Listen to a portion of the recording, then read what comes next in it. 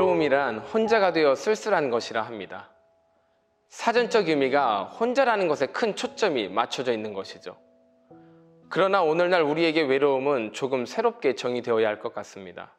왜냐하면 친구도 많고 팔로워도 많고 심지어 애인까지 있어서 전혀 외로워 보이지 않는 그런 사람도 외로움을 느끼고 있는 사실을 볼 때 우리는 외로운 것이 단지 혼자이기 때문이 아니라는 것을 발견할 수 있습니다. 같이 있어도 외로울 때가 있다는 것입니다. 사람이 북적거리는 학교나 직장 속에 있을지라도 심지어 교회에서도 우리는 외로울 때가 있습니다. 나를 진정 알아주는 사람 한 명이 없을 때, 나와 마음 편히 있어줄 사람 한 명이 없을 때 외로움은 우리를 장악합니다. 분명 여럿이 모여 있지만 서로 인사도 하고 이름도 알고 있지만 그곳에서 우리는 때때로 굉장히 외롭습니다. 말없이 흘리는 나의 눈물을 알아차리고 그저 안아줄 수 있는 사람, 내가 웃고 있는 표정을 지어도 얼굴의 옅은 그림자를 알아차리고 오늘 나와 함께 있어줄 수 있는 사람, 그런 한 사람이 없어서 우리는 여럿이 같이 있는 그 속에서도 외로움을 느끼고 있는 것입니다.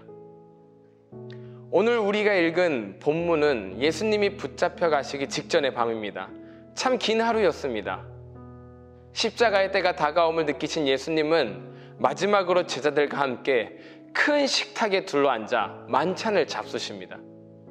다른 때보다 조금 더 신경 써서 차려진 듯한 그날의 저녁 식탁, 그곳에서 예수님은 제자들의 발도 씻겨주십니다. 제자들은 자기들끼리 떠들 뿐 예수님을 깊이 헤아리고 있지 못합니다.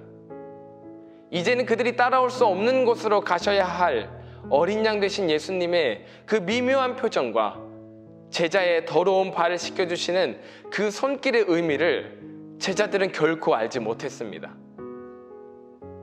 그렇게 사뭇 달랐던 분위기의 식사를 마치고 늘 하시던 대로 기도하기 위해 제자들과 함께 산에 오르십니다. 제자들을 산 중턱에 두고 가까이에 있던 3명의 제자는 함께 조금 더 올라가셔서 기도하십니다. 그리고 여기서 유명한 기도문이 나옵니다. 아버지여, 할 수만 있다면 이 잔을 내게서 옮기시옵소서. 그러나 나의 뜻대로 하지 마시고 아버지의 뜻대로 되기를 원합니다. 이 기도를 하실 때 예수님의 표정과 목소리의 떨림을 누가복음은 상세히 기록하고 있지 않지만 마태복음과 마가복음에서는 기록하고 있습니다. 예수님이 이렇게 말씀하십니다. 내 마음이 너무 괴로워 죽을 지경이니 너희는 여기서 나와 함께 깨어 기도하자. 예수님은 한 번도 드러내신 적 없는 자신의 솔직한 심정을 드러내고 계십니다. 하나님의 아들로서 늘 담담하고 거침없으셨던 완벽하신 예수님이 지금 자신이 얼마나 복잡하고 괴로운지를 말하고 있는 것입니다. 그렇게 죽을 만큼 힘들 때는 누군가 옆에 있어 주어야 합니다. 그때는 그 사람을 절대 혼자 내버려둬서는 안 됩니다.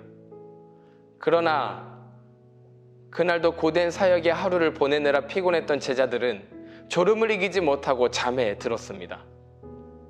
예수님이 기도하시다가 외로움을 느끼시고 오십니다. 그리고 잠든 제자들을 깨우며 말씀하십니다. 너희가 나를 위하여 나와 함께 1시간도 깨어 있을 수 없느냐?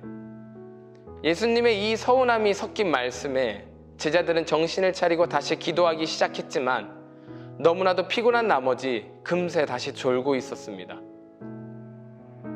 누가복음에는 기록되고 있지 않지만 그렇게 총 3번이나 예수님은 제자들을 깨우시며 함께 기도할 것을 요청하십니다.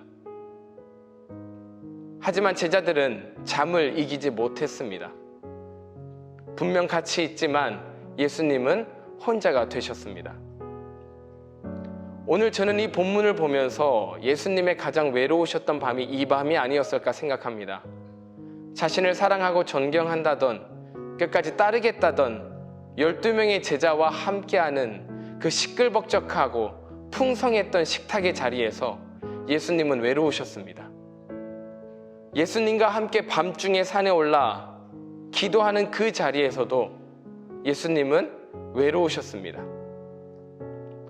일생에 단 한 번도 자신의 고민과 괴로움을 표현하신 적 없는 예수님이 그분의 육성으로 죽을 만큼 힘들다 하시는데도 졸음을 이기지 못하고 잠든 베드로, 야고보, 요한을 3번이나 찾아가 깨우신 예수님은 분명 혼자 있는 게 아닌데 사무치게 외로우셨을 것입니다. 분명 같이 있는데, 분명 친하다 생각했는데, 분명 서로 사랑하고 끝까지 함께일 거라 생각했는데 예수님의 속마음을 알아주는 이가 아무도 없었습니다. 어렵게 표현하신 그 괴로운 심정을 아무도 캐치하지 못했습니다.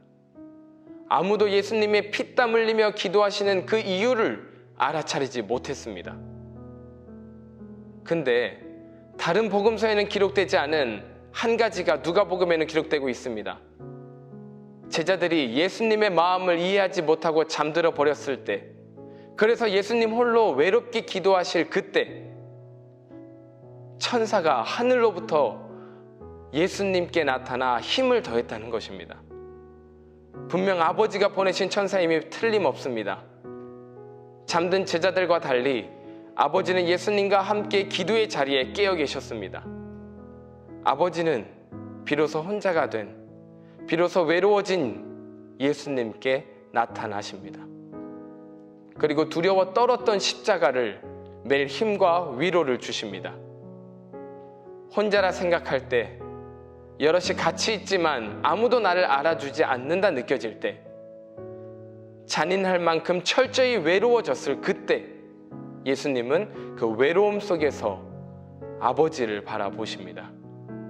사랑하는 하나님의 아들, 딸 되신 여러분, 하나님께서 우리에게 일부러 외로움과 고독함을 허락하실 때가 있다는 것을 아십니까? 퇴근하고 집에 오니 딱히 연락 올 곳 하나 없이 조용한 나의 핸드폰, 더 이상 내려도 새롭게 뜰 게시물이 없을 만큼 내려다본 인스타그램, 스토리에 올릴 그럴싸한 사진 한 장 없는 그런 평범하고 매력 없는 나의 하루, 출근하기 싫지만 혼자 있는 방법을 몰라 외로운 밤보다는 차라리 분주한 내일이 나을 것 같아서 일찍 불을 끈 나의 방, 이 모든 것이 사실 나를 만나고 싶어 하시는 하나님의 세팅이라면 여러분은 믿어지시겠습니까? 이 밤이 끝나기 전 나와 마주하기 위해 오늘 나의 하루도 외롭게 만드시는 하나님 아버지의 마음을 겟세마네 동산의 외로운 밤을 통해 느껴봅니다. 이들이 사무치게 외로웠던 그날 밤, 천사를 보내신 분은 틀림없이 하나님 아버지입니다.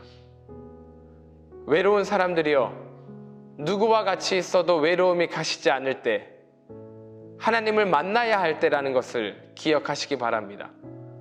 나를 세상의 모든 것들로부터 잠시 차단시키시고 외롭게 만드셔서라도 오늘 나와 마주하고 싶어 하시는 하나님 아버지를 바라봅시다.